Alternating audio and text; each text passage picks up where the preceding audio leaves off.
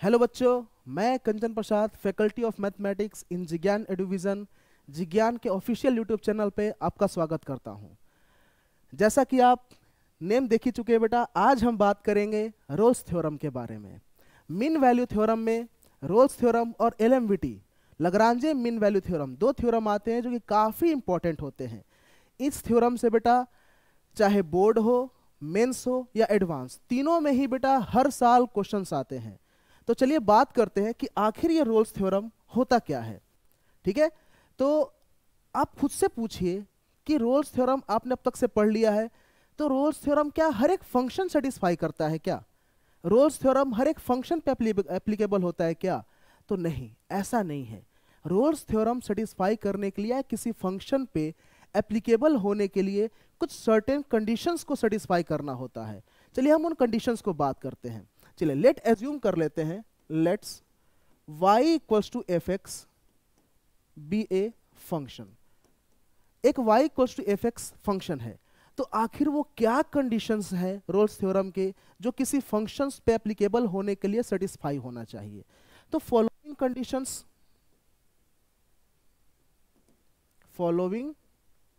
Conditions Rolle's theorem applicable होने के लिए जो कंडीशंस होते हैं बेटा, उन पे बात करते हैं। पहला कंडीशन क्या होता है कि फंक्शन को किसी क्लोज इंटरवल a से b के बीच में कंटिन्यूअस होना चाहिए। फंक्शन क्या होना चाहिए? क्या होना चाहिए बेटा? कंटिन्यूअस होना चाहिए for all x belongs to close a to close b। Function को सबसे पहला कंडीशन क्या सेटिस्फाई करना होगा कि function must be continuous in close a to close b। अच्छा, कोई और भी कंडीशन होता है क्या सर? तो हाँ होता है।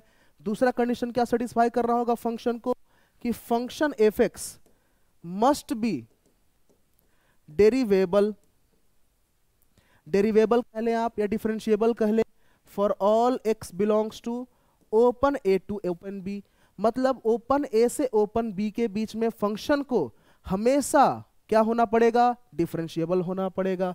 और सबसे इंपॉर्टेंट तीसरा कंडीशन थर्ड कंडीशन क्या कहता है कि हर हाल में फंक्शन का एफ ऑफ ए और एफ ऑफ बी दोनों ही एंड पॉइंट्स पे वैल्यू क्या होना चाहिए? फंक्शन का सेम होना चाहिए। तो रोल्स थ्योरम क्या होता है? एप्लीकेबल होता है।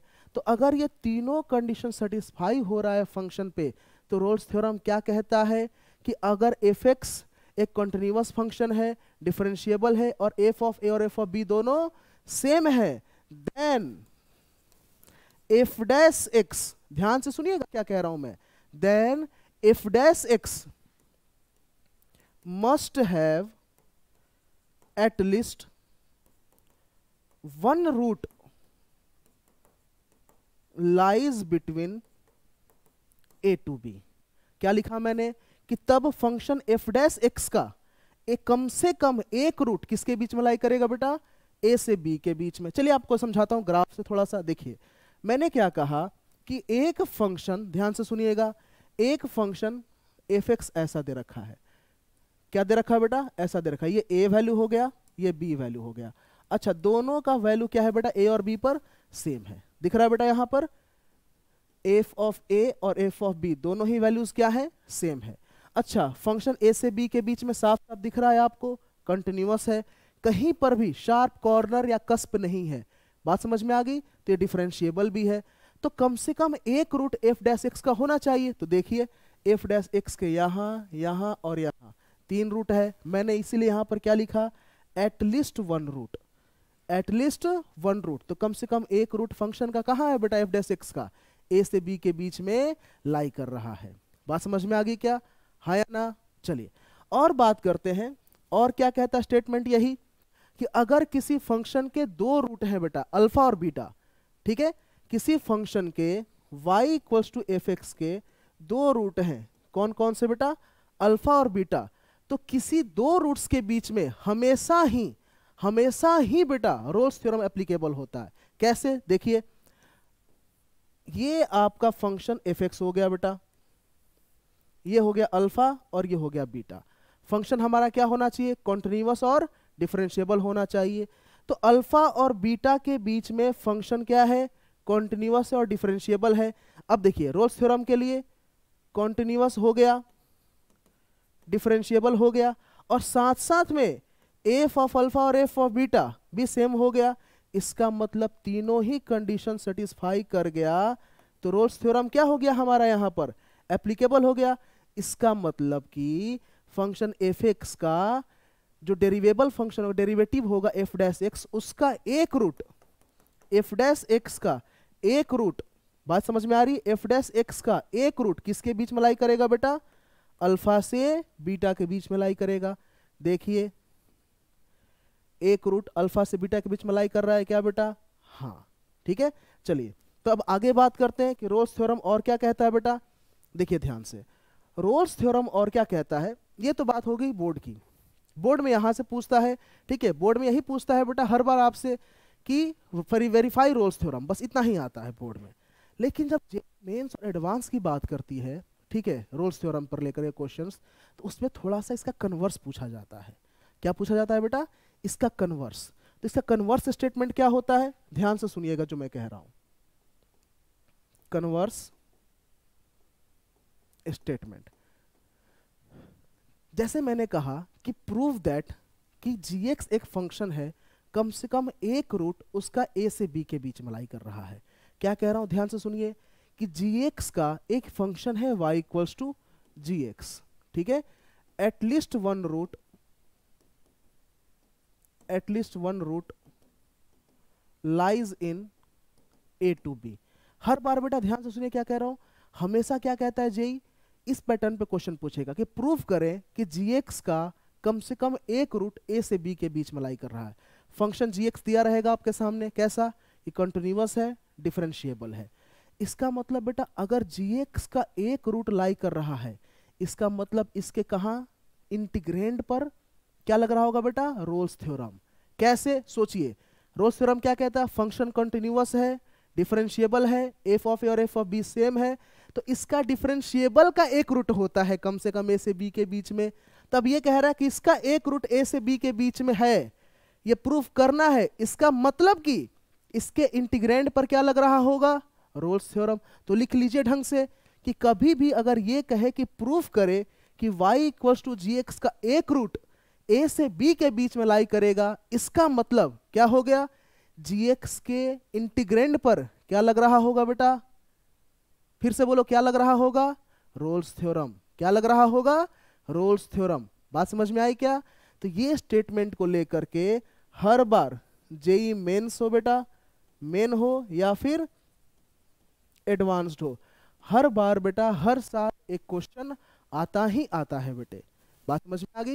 चलिए तो अब इस पे कुछ क्वेश्चंस की बात करते हैं बेटा। जैसे पहला क्वेश्चन क्या कह रहा है बेटा, बोर्ड वाली, कि verify Rolle's theorem for f x equals to इतना x into x plus three e की power minus x by two in minus three से जीरो, ठीक है। तो रोल्स थ्योरम वेरीफाई कराते हैं। तो सबसे पहले क्या होना चाहिए रोल्स थ्योरम वेरीफाई करने के लिए, उसके कंडीशंस को ये फॉलो कर रहा है नहीं कर रहा है। तो भाई हमारा जो फंक्शन एफ एक्स है कॉन्टिन्यूअस है क्या, देखिए तो भाई हमारा फंक्शन एफ एक्स कॉन्टिन्यूअस है क्या बेटे, देखिए कॉन्टिन्यूअस। ये चीज क्या है, अलजेब्रा है। ये चीज क्या है, एक्सपोनेंशियल है। अलजेब्रा हमेशा हमेशा कंटिन्यूअस होता है, इसका मतलब हमारा फंक्शन कंटिन्यूअस तो है। चलिए दूसरा कंडीशन क्या होना चाहिए, डिफरेंशिएबल। क्या होना चाहिए, डिफरेंशिएबल।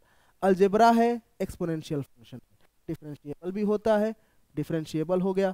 थर्ड कंडीशन कि भाई साहब एफ ऑफ माइनस थ्री और एफ ऑफ जीरो दोनों क्या होना चाहिए, सेम होना चाहिए। जरा काउंट करते हैं, माइनस थ्री डालेंगे तो minus three into zero, zero आ रहा है, जीरो डालेंगे तो जीरो इंटू समथिंग, मतलब क्या हो गया बेटा, ये भी कंडीशन सेटिस्फाई कर रहा है।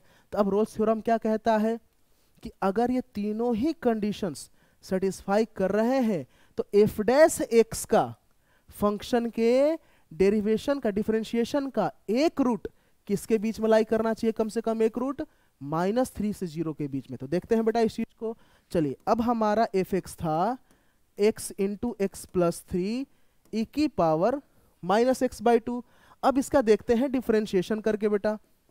एफ डैश एक्स क्या मिलेगा यहां से, ये लिखा हुआ आपका quantity x square plus 3x ई की power minus x by to, ठीक है। डिफ्रेंशिएशन करते हैं तो क्या मिलेगा, 2x प्लस 3 ई की power minus x by to, फिर एक्स स्क्वायर प्लस 3x ई की power minus x by to, और एक्सपोनेंट का डिफ्रेंशिएशन यहां से क्या हो जाएगा, -1/2। तो चलिए क्या कॉमन दिख रहा है बेटा आप सबको, ई की power minus x by to बाहर निकाल लिया, यहां क्या बच गया 2x प्लस 3, और यहां minus x square plus 3x by to, ठीक है। इसको अब जीरो करके देखते हैं कि एक रूट -3 से 0 के बीच में लाई कर रहा है या नहीं लाई कर रहा है। अच्छा ये साफ साफ हमें पता है ये वैल्यू 0 तो पॉसिबल नहीं है, तो इसको जीरो करते हैं तो 2x plus 3 minus x square plus 3x by two equals to 0। तो 4x plus 6 minus x square minus 3x का वैल्यू कितना हो गया बेटा, 0। तो यहां से क्या बन गया, एक्स स्क्वायर उधर जा करके ये प्लस एक्स, तो माइनस एक्स माइनस 6 0, और सबको इसका फैक्टराइजेशन दिख रहा है बेटा क्या, कि x minus 3 x plus 2 equals to 0। तो x का वैल्यू एक 3 हो गया और x का वैल्यू कितना हो गया, -2 हो गया। अच्छा 3 वाला तो एक्सेप्ट नहीं होगा क्योंकि -3 से 0 के बीच में 3 तो आता नहीं है, तो एक्सेप्ट क्या होगा बेटा, -2। ये वैल्यू -3 से 0 के बीच में लाई कर रहा है, और देखिए तो कम से कम एक रूट -3 से 0 के बीच में लाई कर रहा है बेटा, है या ना, हाँ ठीक है। चलिए अब दूसरे क्वेश्चन पे बात करते हैं बेटा, सेम पैटर्न से। इस बार क्या दिया कि verify Rolle's theorem for f x equals to sine x upon e की पावर एक्स। अच्छा इंटरवल किसके बीच में बेटा, 0 से पाई के बीच में।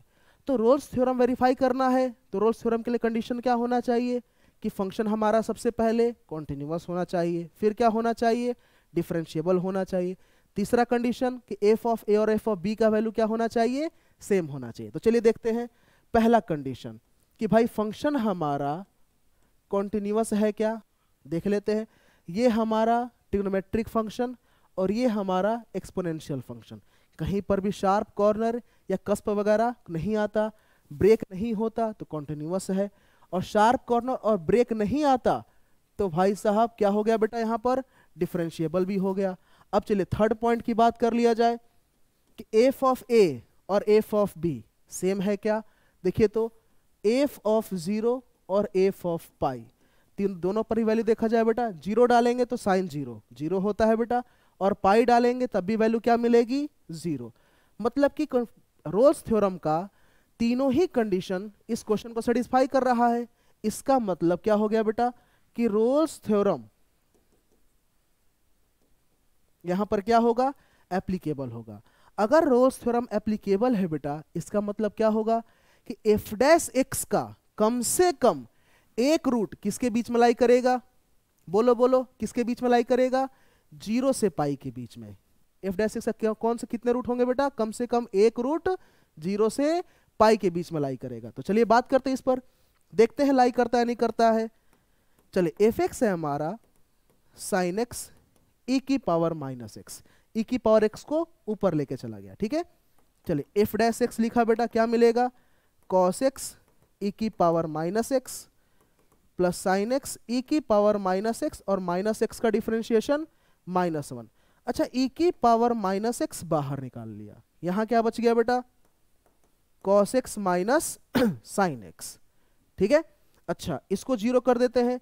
हम सबको पता है कि ई की पावर माइनस एक्स का वैल्यू 0 नहीं होता है, हमेशा पॉजिटिव, तो इस चीज को इधर डिवाइड दे दिया, तो क्या बच गया बेटा, cos x minus sine x, इसका वैल्यू 0, तो साइन एक्स का वैल्यू क्या हो गया, कॉस एक्स, या यूं कह ले आप tan x का वैल्यू 1।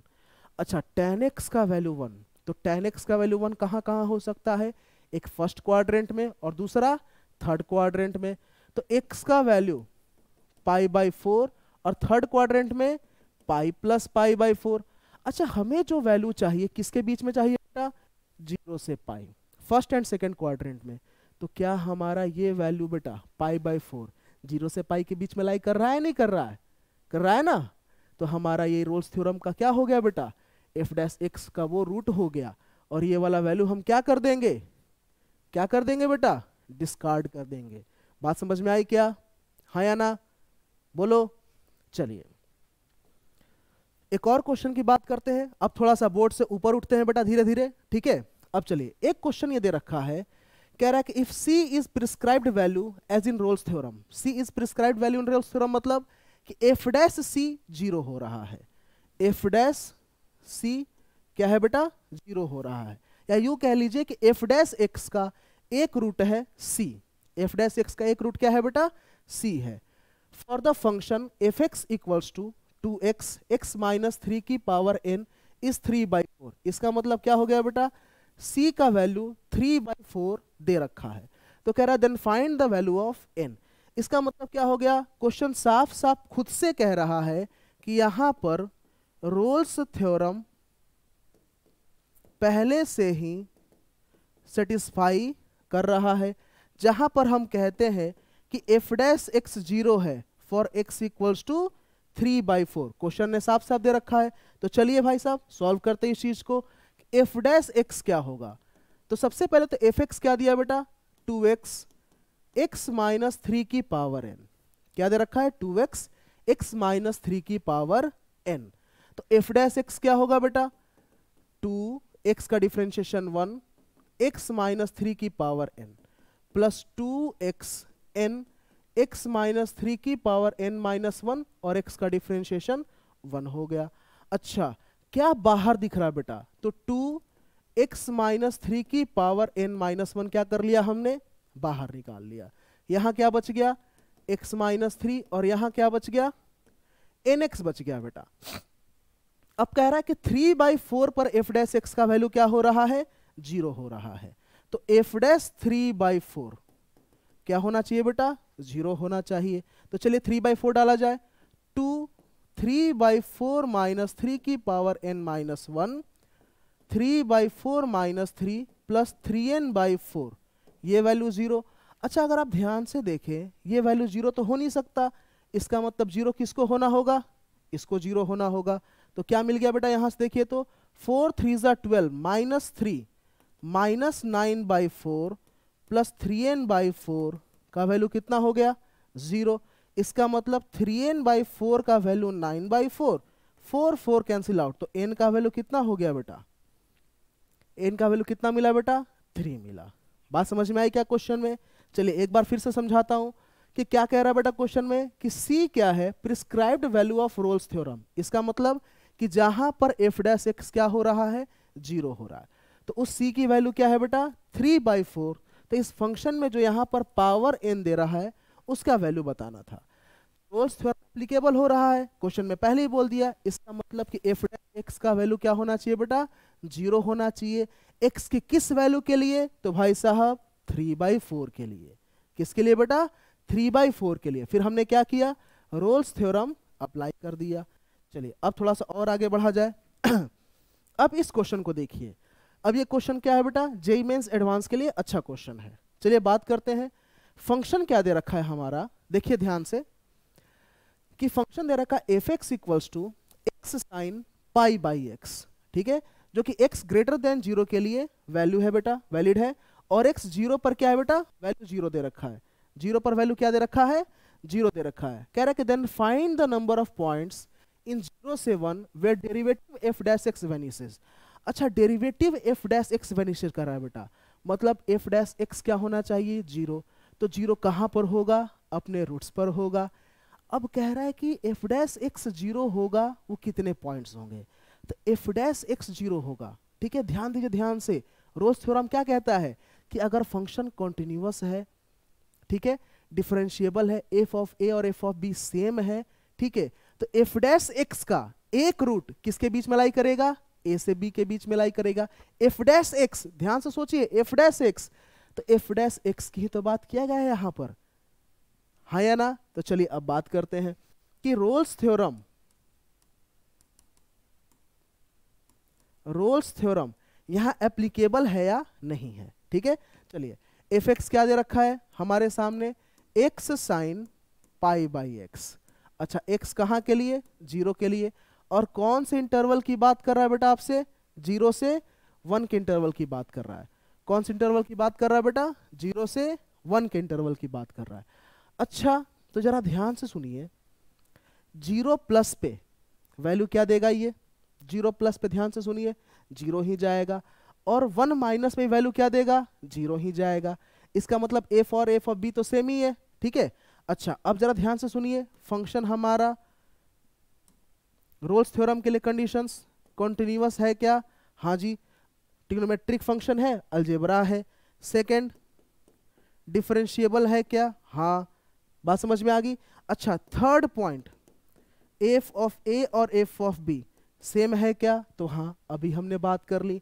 अच्छा अब जरा देखते हैं कि x sine pi by x कहाँ कहाँ जीरो हो सकता है। अच्छा जरा याद करिए बेटा, ट्रिग्नोमेट्री जब पढ़ा था आपने तो साइन थीटा 0, साइन थीटा क्या? 0। तो थीटा का वैल्यू क्या लिखते थे आप? एन पाई। क्या लिखते थे बेटा? एन पाई, जहां एन क्या होता है? इंटीजर होता है। अब जरा देखिए यहां क्या लिखा हुआ है? Sign pi by x. क्या लिखा हुआ बेटा? पाई बाई एक्स। अच्छा क्या इसको हम थीटा को, ये जो पाई बाई एक्स लिखा हुआ है, इसे एन पाई बनाया जा सकता है क्या? कैसे? एक्स का वैल्यू 1, 1/2, 1/3, 1/4, 1/5, 1/6। देखिए तो जितने भी वैल्यू डालिएगा 1/n तक, जितने भी वैल्यू डालिएगा, क्या सब पे साइन ये पाई बाई एक्स 0 जा रहा है क्या? हाँ या ना? बोलो हाँ या ना बेटा? हाँ या ना? बात समझ में आ रही क्या? इसका मतलब ध्यान से सुनिएगा, ध्यान से सुनिएगा, इसका मतलब कि 1/n माइनस 1, 1/n। ध्यान से सुनिए मैं कैसे लिख रहा हूं, 1/n माइनस 1, n माइनस 1 क्यों लिखा? इससे पहले 1/n माइनस 1 ही तो आएगा। इसके ऐसे फॉर्मेट्स होंगे, हाँ या ना? रूट्स के ये क्या होंगे बेटा? ये रूट्स के फॉर्मेट होंगे। 1/1, 1/2, 1/3, 1/4, 1/5, 1/6, 1/7, ये सभी के सभी क्या हो गए बेटा? इसके रूट्स हो गए। और अभी मैंने थोड़ी देर पहले यहां पर याद करिए, यहां पर क्या समझाया था आपको? कि between any two roots of, between any two roots of, two consecutive roots of function f x, Rolle's theorem is always applicable. Function continuous और क्या होना चाहिए? बस डिफरेंशिएबल होना चाहिए उस इंटरवल में।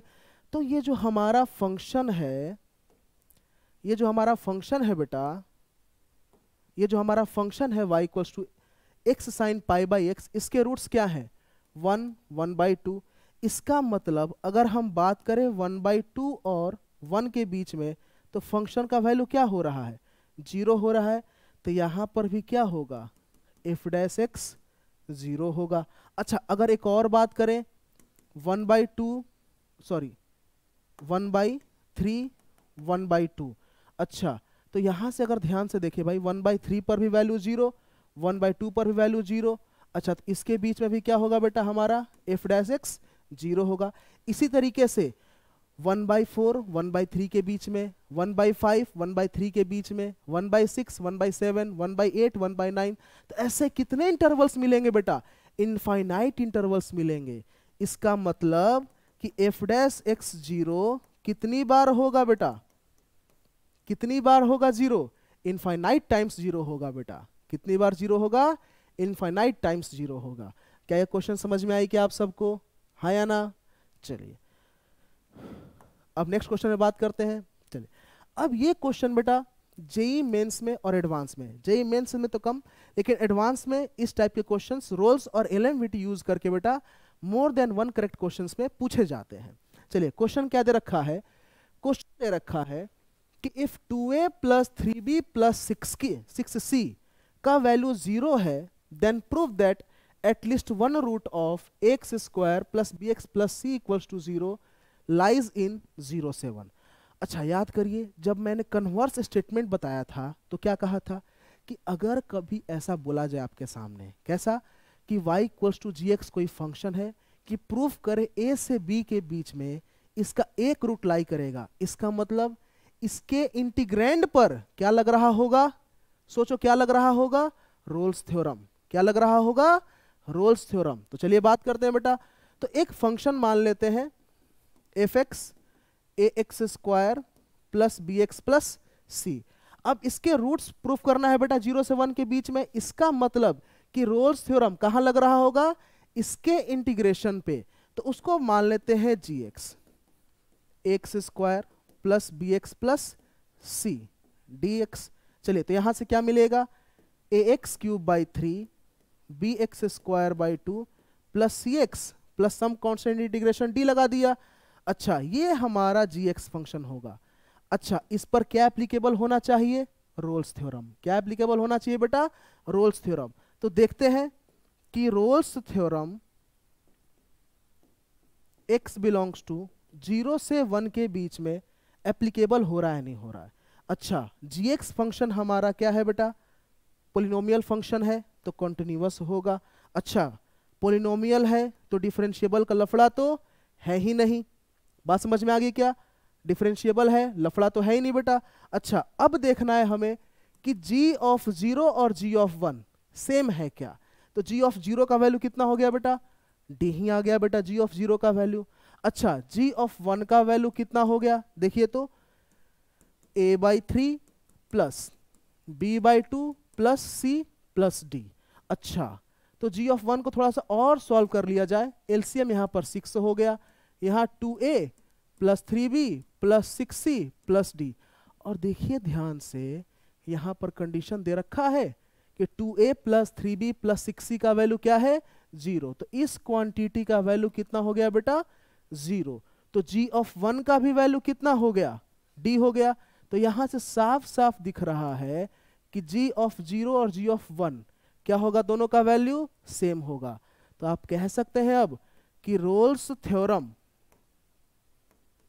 यहां पर क्या होगा बेटा, एप्लीकेबल होगा। रोल्स थ्योरम क्या होगा, एप्लीकेबल होगा। अब रोल्स थ्योरम एप्लीकेबल होगा तो रोल्स थ्योरम स्टेटमेंट क्या देता है कि gx का डिफरेंशिएशन का एक रूट कम से कम 0 से 1 के बीच में लाई करेगा।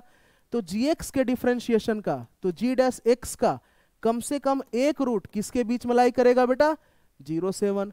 और gx का डिफरेंशिएशन करेंगे आप, ये जो हमने gx माना है बेटा, अगर इसका डिफरेंशिएशन करेंगे तो हमारा क्या मिलेगा, फंक्शन एफ ही तो मिलेगा बेटा। डिफरेंशिएशन करिए, क्या मिल गया बेटा, x square plus b x plus c.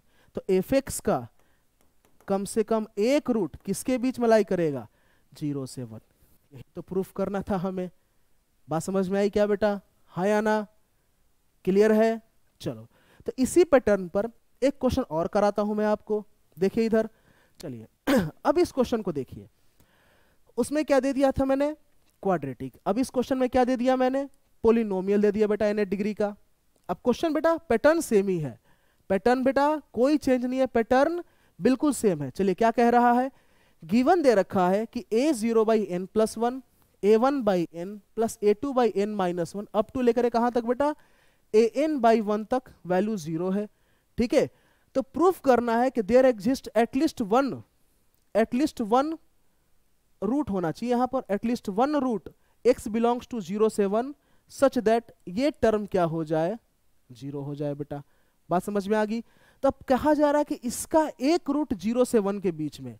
तो जब भी फिर से स्टेटमेंट रिपीट कर रहा हूं कन्वर्स वाली बेटा, कि अगर एक रूट कम से कम इसकी प्रूफ करनी है किसी फंक्शन की 0 से 1 के बीच में है, इसका मतलब क्या होगा, उसके इंटीग्रेंड पर, कहां पर बेटा, उसके इंटीग्रेंड पर क्या लगेगा, रोल्स थ्योरम। क्या लगेगा बेटा, रोल्स थ्योरम। कहां लगेगा, उसके इंटीग्रेंड पर। तो चलिए बात करते हैं बेटा, इस चीज को थोड़ी देर के लिए एफ एक्स फंक्शन मान लिया। तो a0 x की पावर n, a1 x की power n minus 1, a2 x की पावर n माइनस 2, और ऐसे ही करते करते n minus 1x plus an।